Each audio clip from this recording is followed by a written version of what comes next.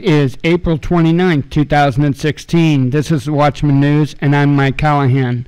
It was only a matter of time before we would see a report like this make the headlines, and I guess that time is today.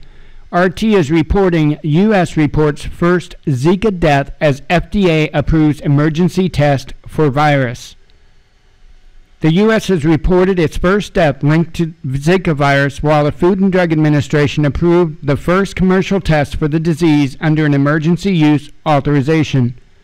A 70-year-old man living in Puerto Rico is the first confirmed death, according to the U.S. Centers for Disease Control and Prevention. The man suffered from internal bleeding, the result of a low platelet count that arose from his body's reaction to Zika. This demonstrates that there can be severe manifestations that result from the Zika virus infection, the CDC's Tyler Sharp told NBC News.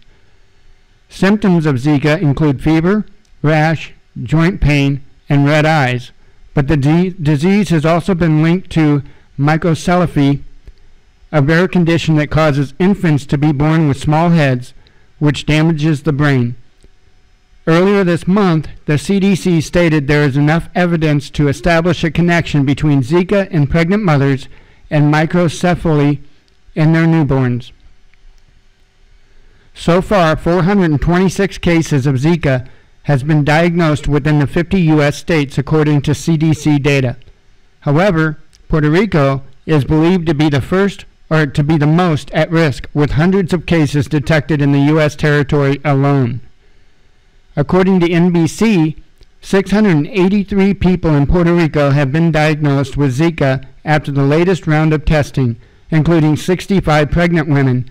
That amounts to roughly 11% of the 6,000-strong sample size. No cases in the U.S. have been the result of a mosquito transmission, ABC News reported, though several have been spread through sexual transmission. In an announcement on Thursday, Quest Diagnostics said the FDA approved their commercial Zika virus test, which is intended to expand access to testing in the United States and Puerto Rico, plus reduce the time frame it currently takes to diagnose an infection.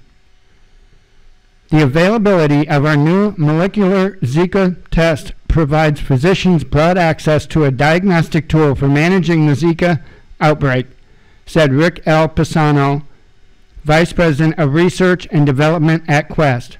In a statement, this capability uniquely positions Quest to complement the response of the public health laboratories for Zika outbreaks, where access to the FDA-authorized diagnostic test can potentially influence the quality of a patient's management. According to Quest, the test will start becoming available as early as May 2nd to physicians in the U.S. and Puerto Rico. The FDA's authorization of the test in this case means it can be used in an emergency, not that the test has received approval from the agency.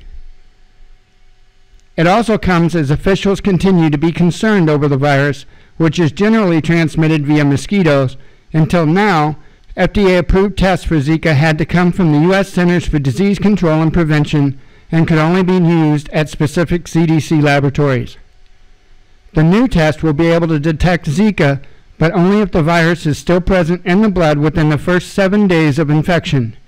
That means people who receive negative results may not necessarily be out of the woods, and further testing could be required if symptoms persist.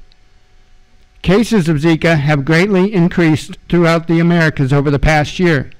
The CDC has issued travel notices for multiple countries in the Caribbean, South America, and Central America. So it's only a matter of time, and they're probably going to be pushing some type of vaccination on us as well. I would say keep your eyes peeled. This is an interesting disease. It seems real interesting. We'll just have to keep our eyes on this one.